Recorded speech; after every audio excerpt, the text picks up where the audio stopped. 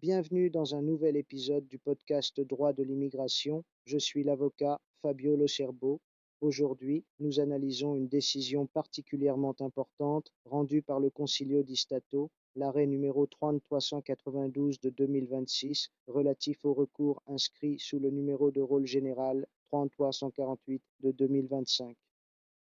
L'affaire concerne un ressortissant étranger vivant en Italie depuis de nombreuses années avec un niveau d'intégration significatif, emploi stable, présence familiale et résidence durable sur le territoire. Malgré cela, l'administration a d'abord révoqué le statut de protection subsidiaire, puis refusé la délivrance de tout autre titre de séjour, y compris pour motifs familiaux, en considérant l'intéressé comme socialement dangereux en raison d'une condamnation pénale grave.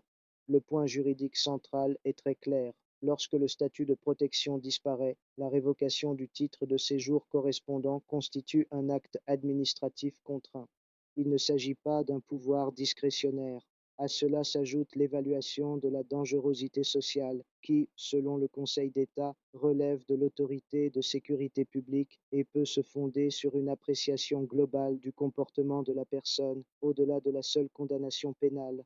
La défense avait invoqué le droit au respect de la vie privée et familiale, consacré notamment par l'article 8 de la Convention européenne des droits de l'homme, ainsi que le niveau d'intégration et la présence de la famille en Italie.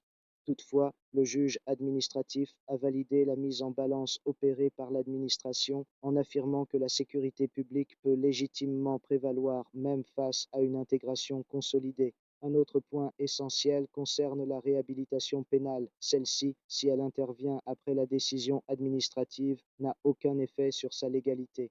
Le contrôle juridictionnel s'effectue en effet sur la base des circonstances existantes au moment de l'adoption de l'acte, conformément au principe du tempus regit actum.